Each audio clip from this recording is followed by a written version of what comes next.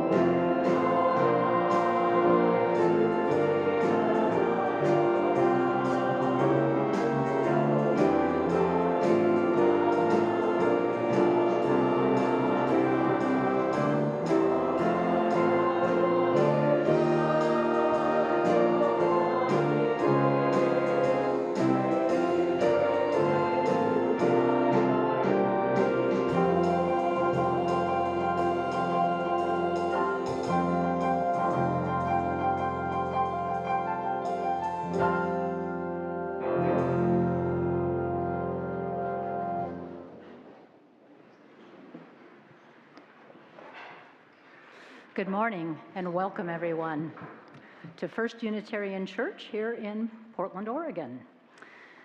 It's great to have all of you here in person today and wonderful to have all of you folks joining us online. It's good to be together. First Unitarian is a multi-generational community where each individual can learn and grow, and together we strive to build a beloved community. After the service, please join fellow congregants for a social hour. If you're watching online, there will be a web link and QR code at the end of the service that will take you there. And for those of us here today, we just go on down to Fuller Hall today. Fuller Hall is where we're meeting. A couple of announcements this morning. I know that many folks were disappointed when we had to cancel the Ash Wednesday Compline service due to that surprise snowstorm. It's been rescheduled for this coming Wednesday, so March 15th at 7:30, and that will be both in person in the chapel and online. Next Sunday, after our service, the Board of Trustees will be leading a forum on the proposed changes to the Unitarian Universalist Association's principles and purposes. This is part of a formal review process that's going on at the association right now. So we hope you will come and learn more and have a chance to hear from fellow congregants about their thoughts on these changes. 2 weeks from today, so that's March 26th, from 1 to 3 p.m., we'll be offering a class on end-of-life planning called Last Wishes. And I know it can be hard sometimes to get started on those conversations, but I think Last Wishes will be a gentle way to get started. You'll learn about making a will, and you'll hear about other legal and medical issues that you need to consider. And you will also talk about planning a memorial service. So to register, you can go to the church website's event registration page. And now a short video to invite you to a special upcoming concert. Good morning. You know, it feels almost unbelievable, but we are quickly approaching the 3rd anniversary of the COVID-19 shutdown of 2020. And you'll remember during that time that there were 4 members of our community who sang from our chancel every single week for more than 15 consecutive months while you watched from home. Do you remember our quartet? Well, friends, we are bringing the quartet back together to mark this anniversary with a one-time only reunion concert in our sanctuary on Sunday, March 19th at 7:30 p.m. That's March 19th, 1 week from today. We hope that you'll come join us. You can find information and tickets on our church website. Just search Singing for Our Lives. We so look forward to seeing you there. Thank you.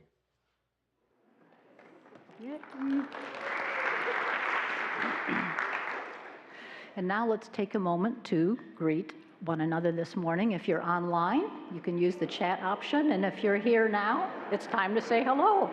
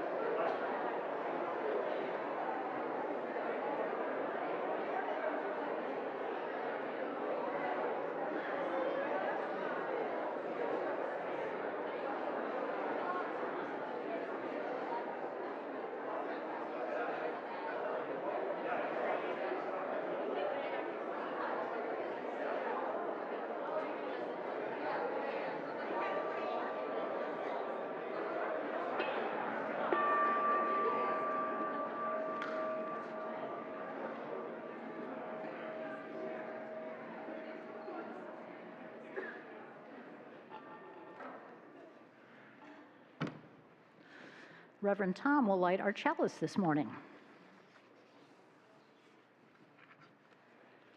We are Unitarian Universalists.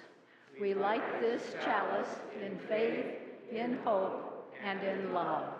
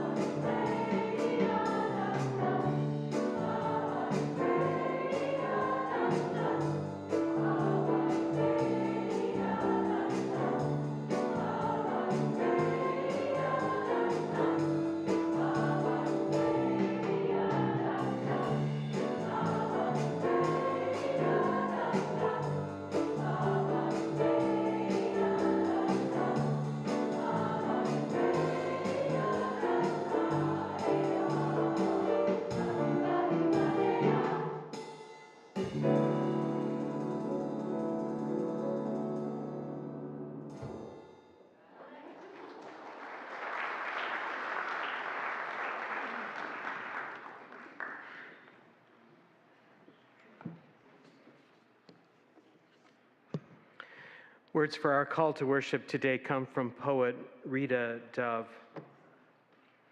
Imagine you wake up with a second chance. The blue jay hawks his pretty wares, and the oak still stands, spreading glorious shade. If you don't look back, the future never happens. How good to rise in sunlight, in the prodigal smell of biscuits, eggs, and sausage on the grill. The whole sky is yours to write upon, blown open to a blank page. Come on, shake a leg. You'll never know who's down there frying those eggs if you don't get up and see. It's good to be together this morning for worship. Please rise in body and in spirit and join in singing just as long as I have breath.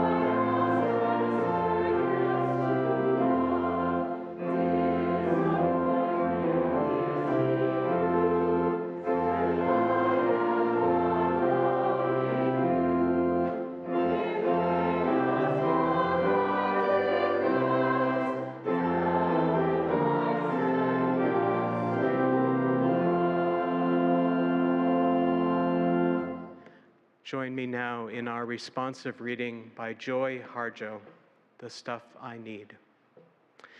The stuff I need for singing by whatever means is garnered from every thought, every heart that ever pounded the earth. The shapes of mountains, cities, a whistle leaf of grass, or a human bent with loss will revise the pattern of the story, the song. I take it from there, play through the heartbreak of the tenderness of being, until I am sky, the earth, the song, and the singer.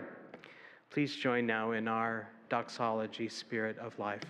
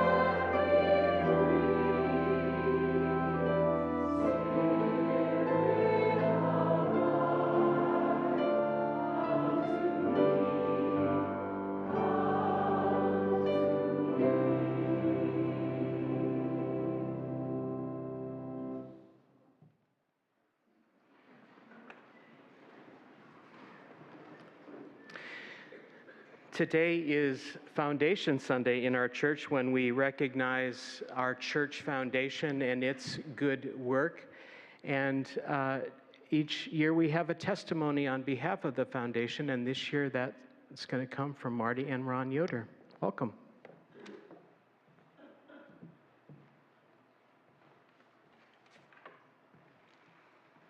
Thank you. And as you can see, I'm starting. Ron is used to that. After 61 years, I often remind him that I'll go first. So I'm going to do that this morning. Thank you for that. I think maybe to frame this, before we start sharing with you what we value in our church and why we included it in our estate planning, it might give you a little framework to know where we come from. And it is actually literally correct to say we have been in church since we were infants. So this is nothing new to us.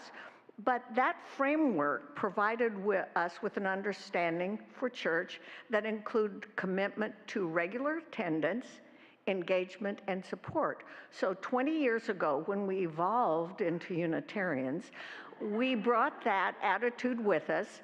And I'm not going to bore you with all the things that we've done in 20 years, but we've tried to follow that edict. I will tell you, however, that one of the things I value about our church is the fact that it provides so many opportunities to do things and be engaged if you choose. A few of them obviously include, I'll probably forget some of them, so there are so many, but would be the wonderful music program that we have with multiple choirs and handbells. And of course, if you enjoy physical activity, you might want to know that the gardening group has been reconstituted again. And sometimes there's even help that is requested from the sextons, who are known to me as the boys. Well, they are, the boys. But you can support in other ways. Like, I know the usher team is always looking for good ushers. So that would be one way. The office often needs help. And of course, you can't overlook our fantastic religious education program, which always needs willing teachers. Then, of course, we have a fabulous course curriculum that is available almost year-round, and a variety of groups like the Alliance, which gives us information, socialization, and support to other worthy community causes. And you can't say enough about our social justice program. It could keep you busy probably 100% of the time if you engaged in all their activities. And finally, a very current one would be supporting the church financially and building community, which is always our focus, by participating in our annual auction, which, as you remember, we're having the 8th one, finally, again, in April. So if nothing else, come and participate. While those are always tangible activities, there's something that I actually value our church for that's a lot more subtle. And you may, somebody out here I know, experienced it when you sang Spirit of Life. I know I'm not alone in saying there is something about that that really stimulates and wells up emotion. And I've experienced that in other situations too. There's something about this congregation and the energy in here that somehow brings down the barriers and allows that emotion to come forth.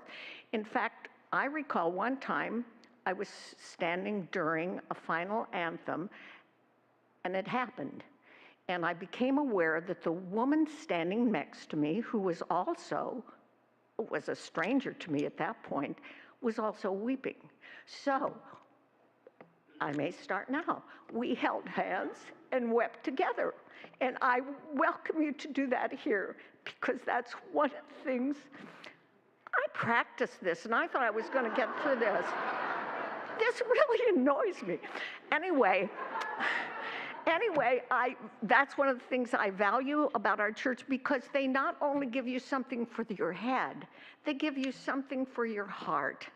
And that's the beauty of it. And I think I would just, in closing, have to agree with Mary Oliver, the wonderful poet who you're going to hear more from later, I know. Mary Oliver says, there is always something worth saying about glory and gratitude. And this is my statement of gratitude. Now, Ron.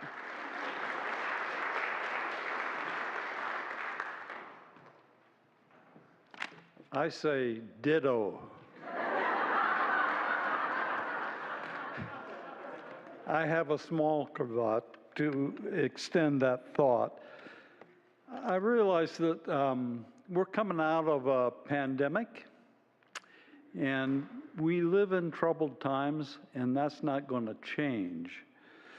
There are conflicts all around us, and we come into this sanctuary seeking sanctuary. And through preaching and singing and meeting with each other, we leave here with a renewed sense of energy to approach the next week with, to face the next week with all its challenges.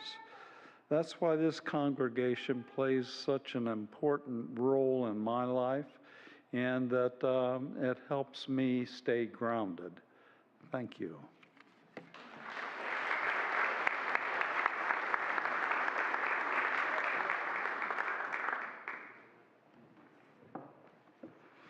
Thank you, Ron and Marty. Wonderful. Thank you. For the month of March, we're sharing our offering with Girls Inc. Pacific Northwest in honor of Women's History Month, if you didn't know. Girls Inc. serves youth ages 6 to 18 in an affirming pro-girl environment. Youth learn to value their whole selves, develop their strengths, including things like learning to public speak and do some research, and receive support to navigate the challenges that come their way. You can read a lot more about them in this week's e-news. If you would like to give to our offering electronically, whether you're online or here in person, the next slide will show you how to do that, including a web link that you can use. And if you're here in person, our ushers will be by with baskets. Thank you for your generosity.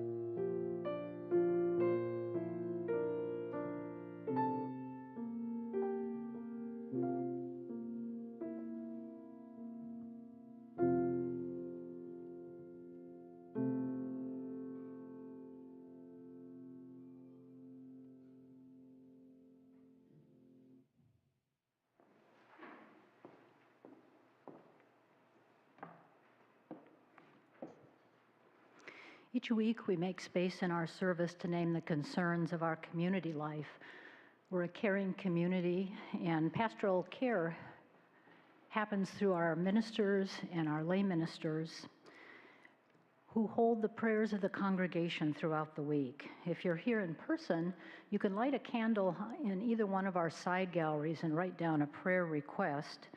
And if you're online, you can send a prayer request to prayer@firstunitarianportland.org.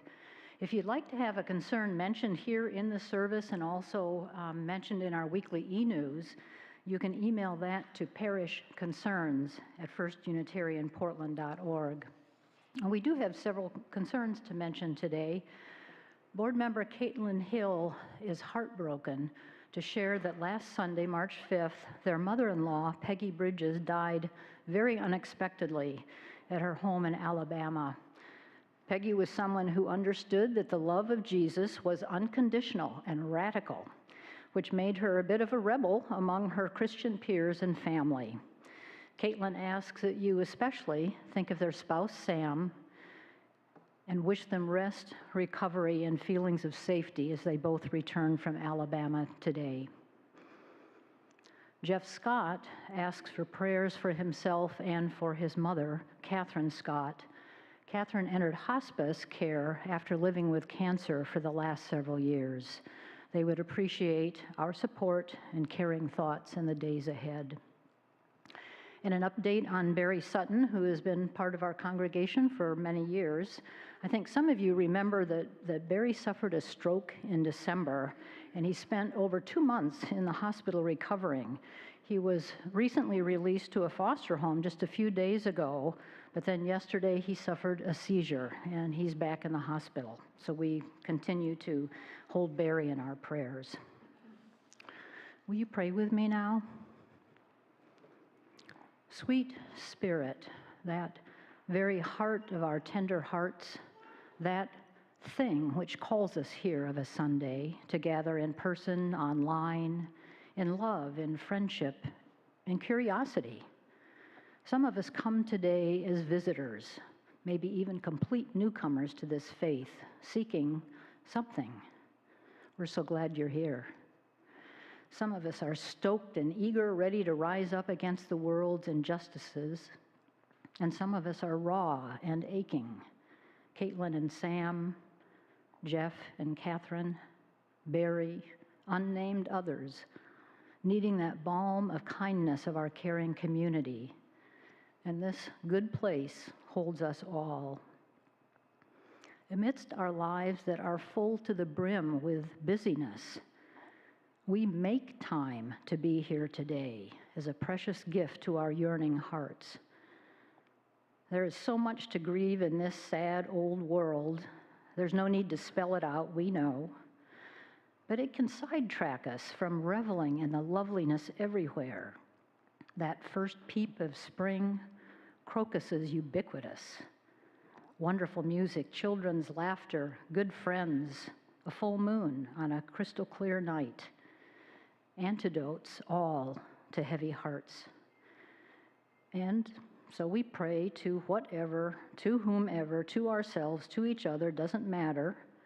We just need to pray that prayer of thanksgiving that life, even in its inevitable adversity, is still good. Thank you, life, and amen. Let's share a few moments of silent reflection together.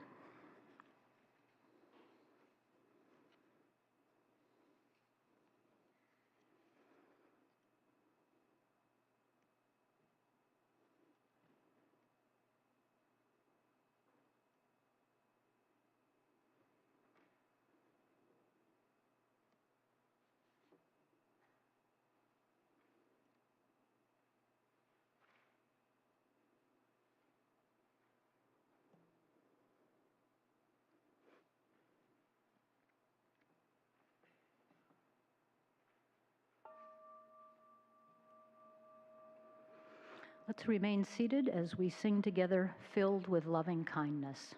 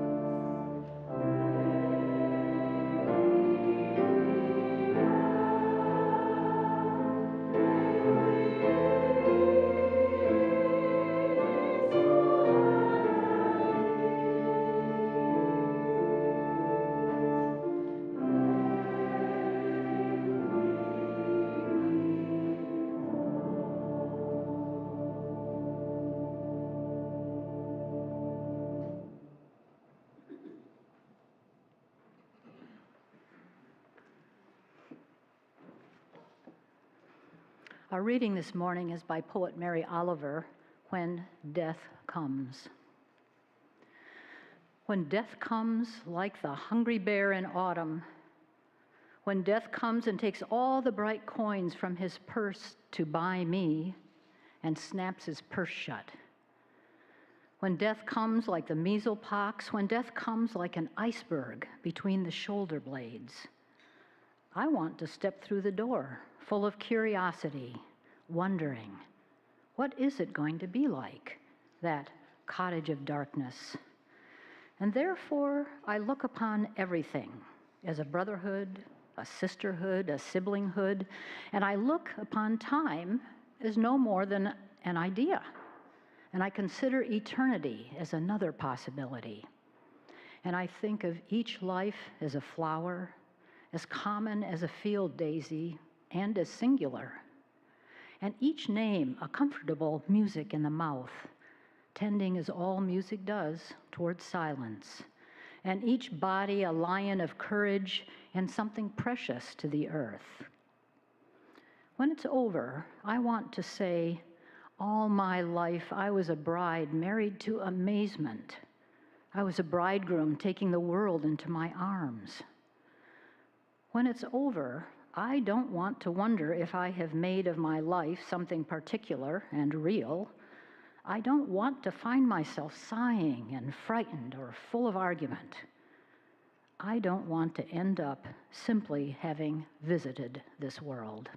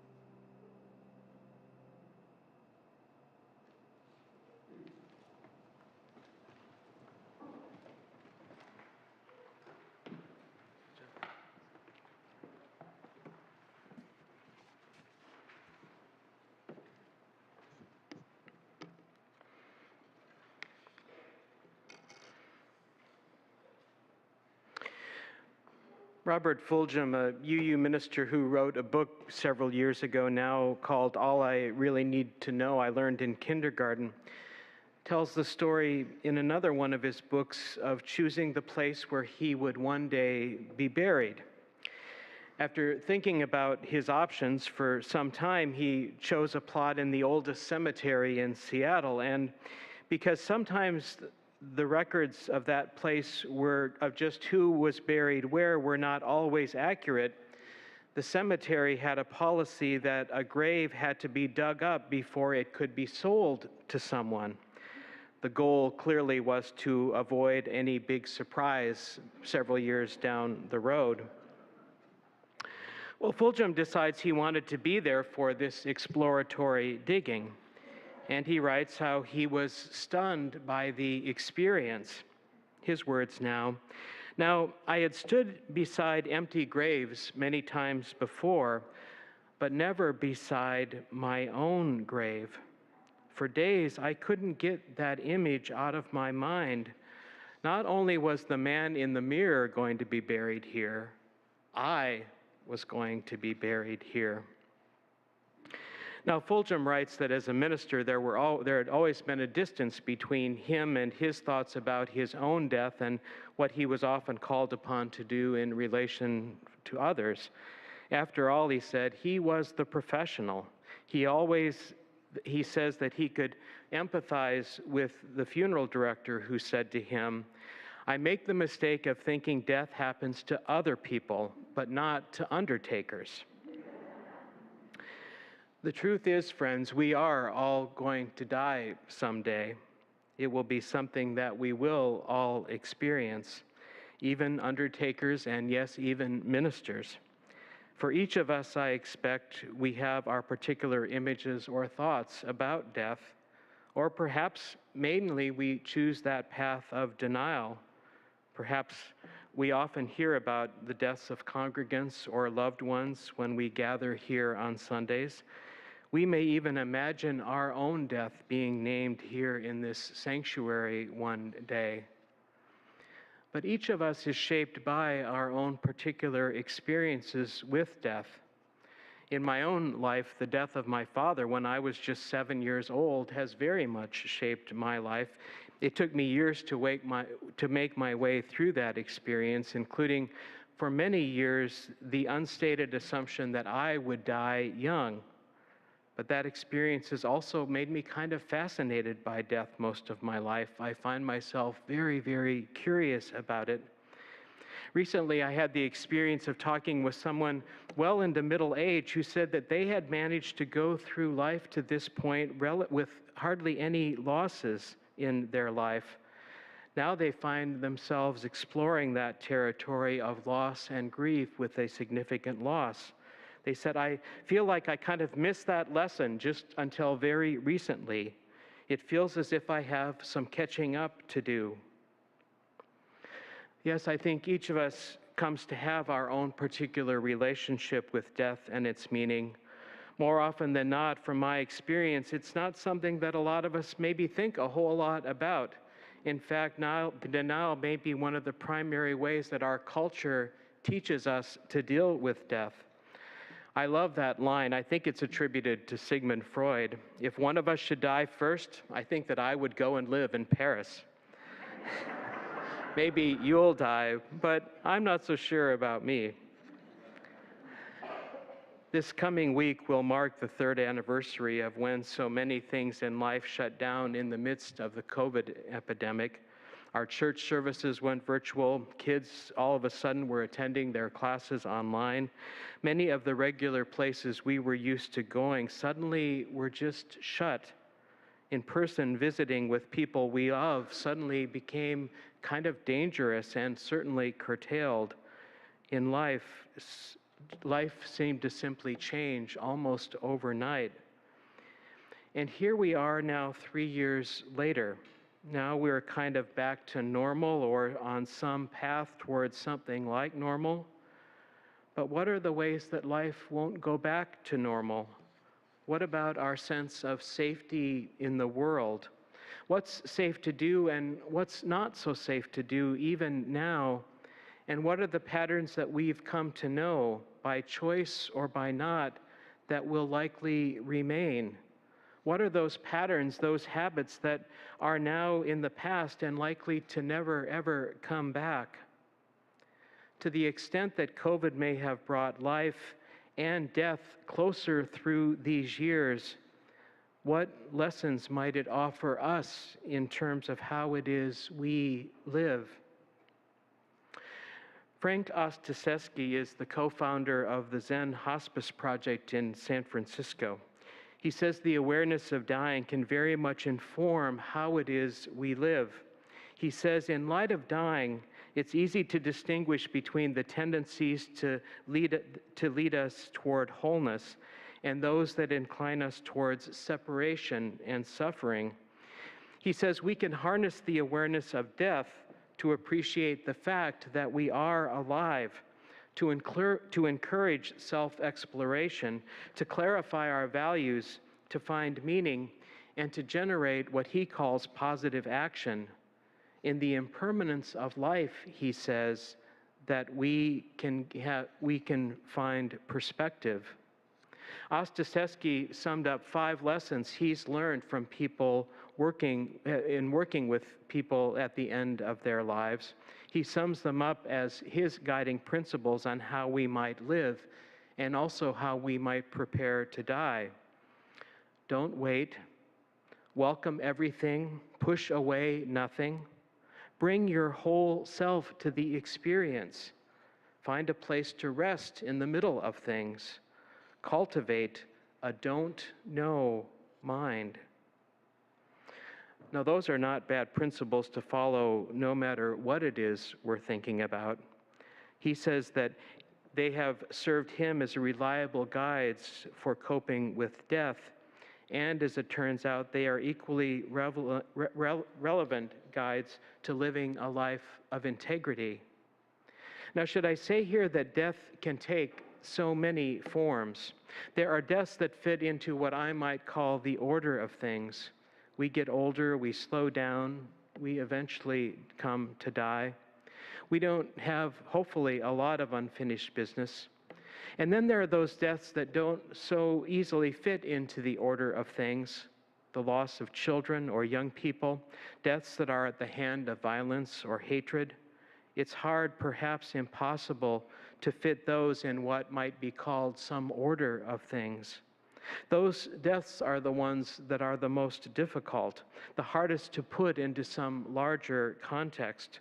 Those are the deaths that we especially bring into our living, and sometimes they take a great deal of work to find our way through.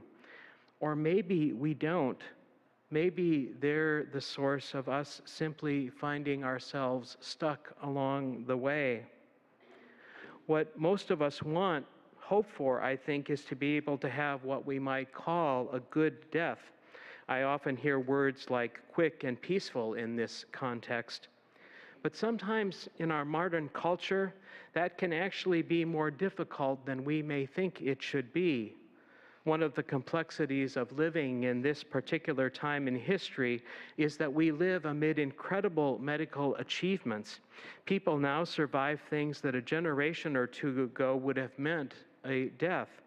And yet there can also be ways that all of those advances can mean that it can be hard to actually die what we might call well. All too often in our culture, the dominant model for dealing with death is what has been sometimes described as that medical model. In that model, death is something that we fight against, something to be held off as long as possible, no matter the cost, no matter what it may mean for the quality of our life. In his book entitled Being Mortal, Atul Gawande, a medical doctor, talks about just how complicated growing older and dying in our culture can be. He says that there was a major shift in the period following World War II that changed the norms around growing older in our country. The most common way until that time was that a person grew older, often in their home with their family. Getting older and dying was something we were around, and it was more a part of life. Family members were there. dying was more a part of living. But in our modern era, those norms have come to change. More people live their last years in care facilities or other facilities. Often, family no longer live close by, sometimes far, far away. And perhaps most of all, advances in medicine have made it possible for people to live a lot longer than before. Now, many of those advances are truly miraculous, but sometimes there could also be a downside to those advances. Sometimes people live longer at the expense of quality of life. Gawande gives many examples in his book, including the case of his own father, who lived with a tumor on his spine, where that balance of longer life and quality of life came very difficult to discern. But the growth of the modern hospice movement, among other things, has offered models for how it is we might die well. Some of those models actually view the process of dying can very much be a sacred time. It is a life passage when we're really able to be present with what is most important. Dr. Ira Byock is a palliative care doctor, and he talks about how death ideally should be more than a medical event. It is, he says, a developmental stage, just like adolescence or getting older. Seeing it simply through its medical dimension, he says, we can miss out on the possibilities it offers to end our lives well. These are some questions that he asks as we approach the end of life. Are there things more important than living longer? What are we scared of? What are you willing to give up to get the life you want in the time that you have left? And he asked the question of what it would look like to actually be well and be in the process of dying at the same time.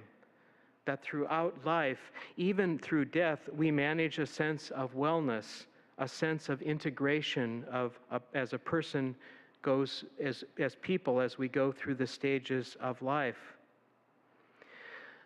One of the opportunities that dying can represent is that it is a reminder that we don't live forever. That is probably why when someone is dying, we have those conversations that all too often have been easy to put off. Now, as a person who does quite a few memorial services, I can tell you that the most painful parts are hearing the stories of where people have died with unfinished business, words that are not said, forgiveness that has not been offered or accepted.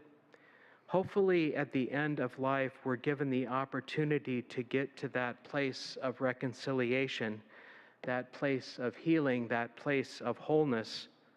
Doing the work we're asked to do is one of the gifts we can give to those we love. So what might dying well look like? Dr. Byock, the palliative care doctor, relates 4 short sentences, just 11 words that he thinks we should contemplate. Please forgive me. I forgive you. Thank you. I love you. The doctor reminds us that those times when we can say those things most easily are when you've just slammed on the brakes and just narrowly missed getting killed, and you're shaking like a leaf and you're in a cold sweat and everything almost ended.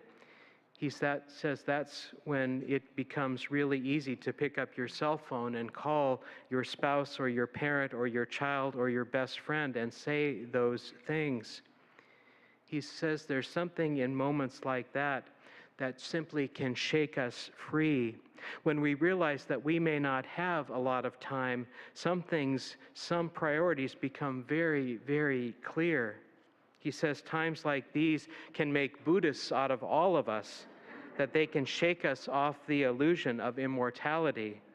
Indeed, as we live with the awareness that we could die at any time, it opens us up to a fuller way of living.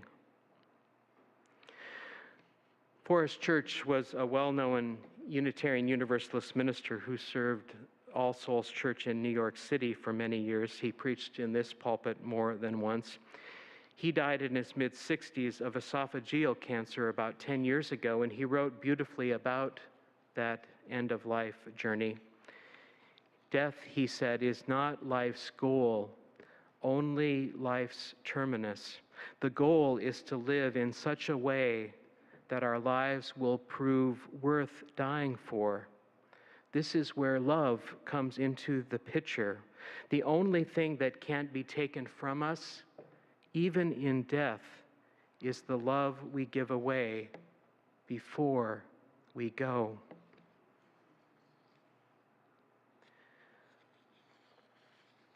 Words again of the poet Mary Oliver. When it's over, I want to say all my life I was a bride married to amazement. I was the bridegroom taking the world into my arms. When it's over, I don't want to wonder if I may have made of my life something particular and real. I don't want to find myself sighing and frightened or full of argument. I don't want to end up simply having visited this world. This being mortal, friends, is not always easy work. None of us, of course, can know for sure just what that journey will be like for us. Sometimes it's more difficult. Sometimes it is more difficult than we imagine. But it is the work of a lifetime, of all of our lifetimes. Day by day, breath by breath, may we know that work, and may that work be good. Will you pray with me now? Great Spirit of life, be with us in our living.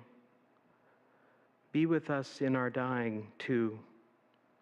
Be with us in our loving. Help us to see each day as precious, as something amazing.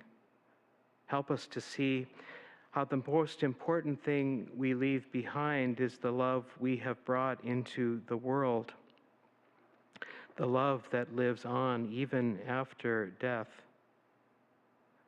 May that love guide us in all our days. May it comfort us. May it keep us. Roots hold us close. Wings set us free. Amen, and blessed be. Let's sing together now for all that is our life.